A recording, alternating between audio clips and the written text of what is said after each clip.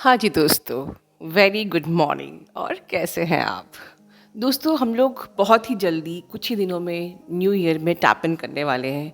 जैसे कि मैंने प्रीवियस लाइव में भी कहा था, लाइव वीडियो में, कि हमको टैप इन करना है एक पॉजिटिविटी के साथ, हाई वाइब्रेशन के साथ, जिससे कि हमारा आने वाला साल बहुत ही अच्छा जाए। ठीक है, तो जब हमारे अंदर पॉजिटिविटी तभी आती है जब हम कुछ ऐसी चीज़ों को लेट गो कर देते हैं, रिलीज़ कर देते हैं, release old dense energies, low vibrational energies, unwanted energies not serving us. तो आज सवेरे मेरा एक शॉर्ट इसी पे था, बिल्कुल सुनिए, क्योंकि जब आप नए साल में आगे जा रहे हो तो कुछ आपको पीछे छोड़ना पड़ेगा जो आपको सर्व नहीं करता है, तो वो आप शॉर्ट देखेंगे। साथ ही साथ मेरा पर्पस पूरे मंथ भर अभी यही रहेगा, कुछ कुछ दोष आप लोग के अंदर होते हैं, क्योंकि जर्नी ही त्रुटियों को, दोषों को हील करने की है। ठीक है, आपके ब्लॉकेजेस को हील करने की। तो कुछ minute blockages person to person अलग होते हैं, जो कि हम लोग सिर्फ 1-on-1 सेशन में ही डिस्कस कर सकते हैं और हील कर सकते हैं। कुछ जो कॉमन आप लोगों के ब्लॉकेजेस मेरे सामने आए हैं, तो मैं उस पर पूरे मंथ भर कोशिश करूँगी कि आप लोगों को हेल्प करूँ, और आप लोग बिना किसी जजमेंट के उसको सिर्फ सुनिए। आपसे रेजोनेट करता है तो हील कीजिए, आपसे रेजोनेट नहीं करता तो उसको लेट गो कीजिए, या आगे के लिए वो आपके लिए काम आएगा। तो मैंने आज 2 टॉपिक लिए हैं। फर्स्ट टॉपिक इज़ PLR, कि क्या ट्विन फ्लेम जर्नी पे हम PLR करके कंफर्म कर सकते हैं कि स्पेसिफिक पर्सन हमारा ट्विन फ्लेम है। और अगर किसी ने कह दिया कि वो आपका नहीं है और वो आपका ट्विन फ्लेम हुआ, तो आप देख लीजिए कि आप कितने डेंजर जोन में हैं, क्योंकि जिससे आप करवा रहे हैं उस पर कोई कर्मा नहीं आएगा, क्योंकि आप उनके पास गए हो। बट अगर आपने ये बिलीव करके कि that specific person is not your twin flame और आपने जर्नी छोड़ दी, तो आपको उसका पे करना पड़ेगा।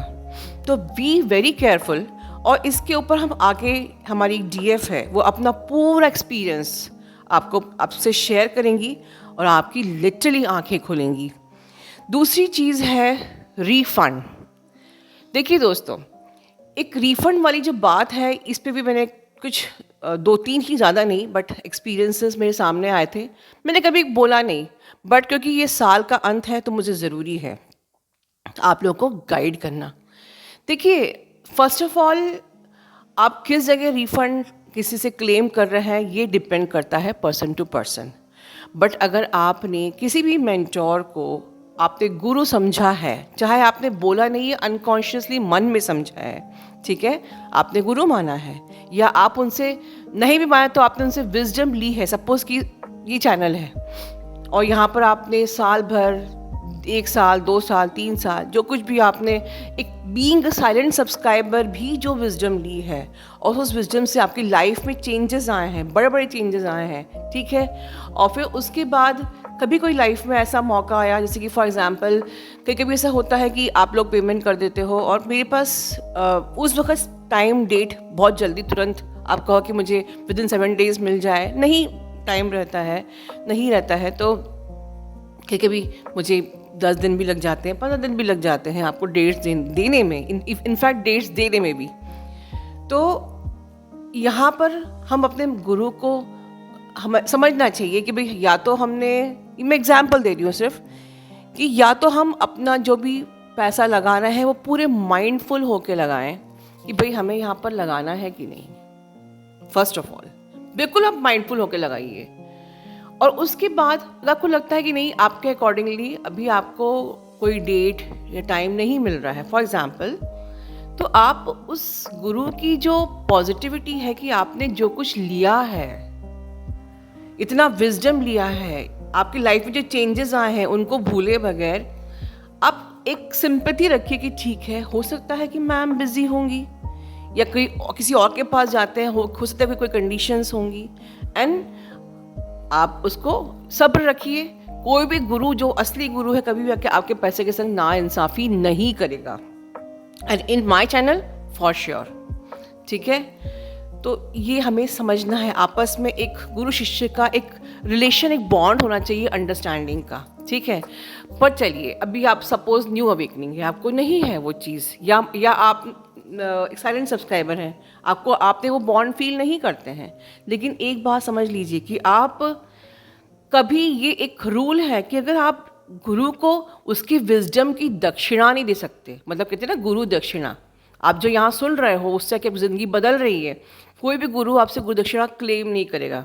हालांकि कई चैनल पे लिखते हैं कि डोनेट फॉर द सर्विस और द विजडम, बट कोई एक ऑथेंटिक गुरु कभी क्लेम नहीं करता है, ठीक है।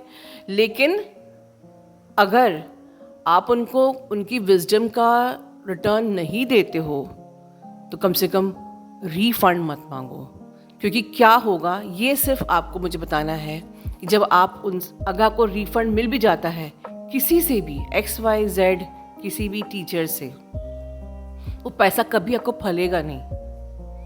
बस ये अंडरलाइन दिस लाइन, ये मुझे आपको बताना है कि अगर आपने किसी गुरु को हर्ट करके ले भी लिया तो वो आपको फलेगा नहीं, बल्कि उसका कई गुना जा सकता है। तो ये गलती बहुत ही कम, हमारे चैनल पे तो आई एम ब्लेस्ड है कि 2 या 3 लोगों से ही ज़्यादा लोग, कभी किसी ने नहीं किया ऐसा। लेकिन आगे अगर आप बाहर किसी और के संग करते हो, प्लीज़ बी केयरफुल। मैं सबके लिए बोल रही हूँ, मेरा सिर्फ एग्जाम्पल था। अब आगे PLR पे DF ने इतना अच्छा बताया है, उसको सुनिए अंत तक और अपनी इन त्रुटियों पे काम करिए, ताकि जब आप नए साल में टैप इन करेंगे तो फुल पॉजिटिविटी के साथ, हाई वाइब्रेशन के साथ, ठीक है। God bless you. चरण स्पर्श डिवाइन माँ, सोल फैमिली के सभी मेंबर्स को नमस्ते। मैं बहुत थैंकफुल और ग्रैटिट्यूड फील कर रही हूँ डिवाइन माँ के प्रति, जिन्होंने मुझे फिर से सोल पर्पस करने का मौका दिया। मैं पास्ट लाइफ रिग्रेशन के ऊपर कुछ अपना एक्सपीरियंस शेयर करना चाहती हूँ।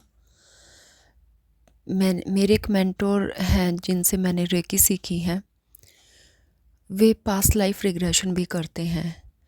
कोरोना टाइम से पहले वो अपने ऑफिस में करते थे, और कोरोना आने के बाद बहुत सारी चीज़ें ऑनलाइन हो गई, तो उनकी एडवर्टाइजमेंट से मुझे पता चला कि वे ऑनलाइन पास्ट लाइफ रिग्रेशन करते हैं। ऑनलाइन से मैंने सोचा कि फ़ोन पे सेशन के तौर पे वो करते होंगे, लेकिन जब मैंने इंक्वायरी की तो पता चला कि पास्ट लाइफ रिग्रेशन के लिए वो फ़ोटो लेते हैं, व्हाट्सएप पे फ़ोटो सेंड करना होता है, अपना करना होता है, और जिन जिन के साथ हम करवाना चाहते हैं उनका भी, और जो भी क्वेश्चन हम पूछना चाहते हैं वो सारा लिख के भेजना होता है। और क्वेश्चन शॉर्ट फॉर्म में होने चाहिए, बहुत डिटेल नहीं होनी चाहिए। तो उनके हिसाब से जो फ़ोटो है उसमें हमारा जो फोरहेड होता है वो क्लियर विजिबल हो, फ़ोटो बहुत पुराना भी ना हो। तो मेरे घर में मेरे भाई भाभी और पापा मेरे कार्मिक थे, अब उतने नहीं हैं, पता नहीं मुझे, अब तो काफ़ी अच्छा बिहेव हो गया सबका, अब नहीं ऐसा। ये जनवरी 2023 की बातें हैं। तो मैंने सोचा कि मैं कराती हूँ, क्योंकि सबका बिहेव बहुत ही ख़राब था मेरे साथ, कई सालों से ख़राब था। और ये लगा लीजिए 15-16 साल से तो मैं बहुत ही ज़्यादा सफ़र कर रही थी। तो मैंने अपना फ़ोटो क्वेश्चन सब भेज दिया, तो बार बार उनकी टीम की तरफ से कभी फ़ोटो ठीक नहीं है, फ़ोटो के लिए ओके कराना पड़ रहा है, फ़ोटो दोबारा सेंड करके जो मैंने क्वेश्चन बनाए थे, कभी क्वेश्चन को रीफ्रेम करना पड़ रहा है। ऐसी चीज़ें चलती रही और करते करते फरवरी आ गया। फिर फाइनल जब चीज़ें हुई, क्वेश्चन भी फाइनल हो गए, फ़ोटो भी फाइनल हो गए, और फ़ोटो मैं अपनी मम्मी का और डीएम का ही दे पाई, क्योंकि मेरे भाइयों और पापा के साथ, भाभीयों के साथ ऐसे रिश्ते नहीं थे कि मैं उनका फ़ोटो ले सकूं। उनके फ़ोटो मेरे पास कोई है भी तो बहुत साल पुराने, तो उनका फ़ोटो अरेंज नहीं हुआ, इसलिए मैं उनके साथ कोई PLR नहीं करा सकी। तो मेरा सब ये हो गया था, 2 ही लोगों के साथ मेरा PLR था, मेरी मम्मी के साथ और डीएम के साथ। मेरी मम्मी के साथ मेरा बहुत ही डीप कनेक्शन है, बहुत ही ज़्यादा। तो मैं ये जानना चाहती थी कि ऐसा क्यों है, और मेरी मम्मी की तरफ से भी है, वो मेरे पापा और भाइयों की बजाय मुझे ज़्यादा प्यार करती है और मेरी केयर करती है, मुझे लेके पजेसिव भी है। तो मैं जानना चाहती थी। और फिर उनकी टीम की तरफ से मेरे पास रिज़ल्ट जो उन्होंने मुझे बताया पीएलआर का, ये शायद 25 फरवरी की बात है, जब दोपहर में मेरी उनसे बात हुई। मतलब उनकी टीम से बात हुई थी, मेंटोर से मेरी कोई बात नहीं हुई। तो उन्होंने मेरे डीएम के लिए मुझे बोला कि किसी लाइफ में इन्होंने हम दोनों का अफेयर था और मेरे डीएम ने मुझे छोड़ दिया था। तो इनके साथ इस जन्म में भी मेरा जो रिलेशन है वो सिर्फ कर्मा पे हो रहा है और मैं उनको छोड़ दूँ, मैं कभी खुश नहीं रह सकती अपने डीएम के साथ। एक तो शादी होगी नहीं, हो भी गई तो कभी ये रिश्ता नहीं चलेगा। मैं बहुत दुखी हो गई थी ये सब सुन के। मुझे समझ नहीं आया कि मैं क्या ही रिएक्ट करूं। तब उन्होंने मुझे ये भी बोला कि अगर आप, क्योंकि मैं उन्होंने मुझे बोला कि अगर आप चाहते हो कि इनके साथ आपका कनेक्शन टूट जाए तो हम आपको एक मंत्र देंगे, उसका उच्चारण आपको करना होगा। अब ये आपको आजकल में बताना पड़ेगा, ऐसा उन्होंने कंडीशन रखी। मुझे समझ नहीं आया कि मैं क्या करूं। फिर डिवाइन माँ ही मुझे एकदम से ध्यान में आई कि वही मुझे गाइड कर सकती हैं। तो मैंने उनसे अर्जेंट 15 मिनट का सेशन लिया और जब मैंने उनसे बात की तो उनको तो पता भी नहीं था कि मैं ऐसा कुछ कर रही हूँ। तो पहले तो उन्होंने मुझे डांटा कि ये जर्नी जो है ये अपने आप को प्योर बनाने की जर्नी है, असेंड करने की जर्नी है। हम ऐसे पीएलआर जैसी चीज़ों में घुस के अपना टाइम बर्बाद कर रहे हैं और अपने आप को मैनिपुलेट ही कर रहे हैं एक तरह से। और दूसरा, उनको भी ये बड़ा डाउटफुल था कि कोई कैसे मतलब फ़ोटो मंगा के पीएलआर कर सकता है, इतना आसान थोड़े होता है पीएलआर करना। उन्होंने कुछ चीज़ें मुझे ऐसी बताई थी कि ऐसे तो प्रेडिक्शन मैं भी कर देती हूँ, कर सकती हूँ। तो उन्होंने मेरे डीएम की 3-4 ऐसी बातें बताई जो कोई नहीं जान सकता मेरे अलावा, और वो एकदम सही थी, सटीक थी। खैर मुझे किसी भी चीज़ पे को सच मानने के लिए ऐसे किसी माँ की तरफ से प्रेडिक्शन की ज़रूरत ही नहीं थी। मुझे बस गाइडेंस ये चाहिए थी कि मैं क्या करूं। और माँ ने फिर मुझे बोला कि अपनी जर्नी को पूरी ईमानदारी के साथ फोकस करके काम करो और इतना भटकने की ज़रूरत ही क्या है। उसके बाद मैंने किसी भी चीज़ के बारे में सोचना ही बंद कर दिया। और अब 1 साल होने को है उन बातों को। 1 साल के बाद मुझे जो फ़ील होता, मैं यही कहूँगी कि वो सब बकवास था जो भी मैंने किया। पता नहीं क्या ही मेरे दिमाग में आया था कि ये सब मैंने करने का सोचा। मुझे नहीं लगता कि किसी को करना चाहिए, सब फिजूल की बातें हैं। और फर मार्च में ही शिवरात्रि के नेक्स्ट डे माँ के साथ मेरा सोल क्लिंजिंग सेशन था, जो मेरे भाइयों और पापा के लिए ही मैंने किया था। कि उनकी तरफ से मुझे बहुत ट्रिगर मिलते थे, बहुत ही ज़्यादा। उसके बाद से मेरे रिश्ते न्यूट्रल होने स्टार्ट हुए। न्यूट्रल मतलब नॉर्मल एकदम से, कि अब ठीक है, अब रहना आसान है पहले के कंपैरिजन में। और टाइम के साथ चीज़ें अच्छी हुई हैं, ठीक हुई हैं।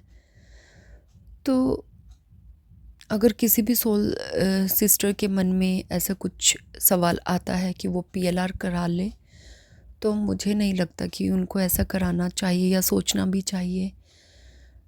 बस अपनी जर्नी पे फोकस करना और अपने आप को फुल्ली अवेकन करना, सेंड करना ही टारगेट होना चाहिए, ना कि इधर उधर चीज़ों में फंस के अपना टाइम बर्बाद करना।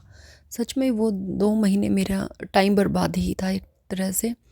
पैसे तो दे ही रहे हैं, साथ में एक टेंशन फालतू की, कि हर तीसरे चौथे दिन मतलब क्वेश्चन और फ़ोटो, कभी ये फ़ोटो कभी वो फ़ोटो, कभी क्वेश्चन को एक लाइन का होना चाहिए या ऐसा नहीं पूछना, वो इसको ऐसे नहीं करना। तो वो बहुत ही टाइम कंज्यूमिंग और दिमागी तौर पे ड्रेन करने वाला ही था। तो मुझे तो खुद ही लगता है कि पता ही नहीं उस टाइम मुझे क्या हो गया था जो मैंने ऐसा किया। ये तो है ही है, और जब रिज़ल्ट पता चलता है, अब वो रिज़ल्ट सच है झूठ है क्या है कुछ नहीं पता, क्योंकि 1-to-1 सेशन तो वो हो नहीं रहा।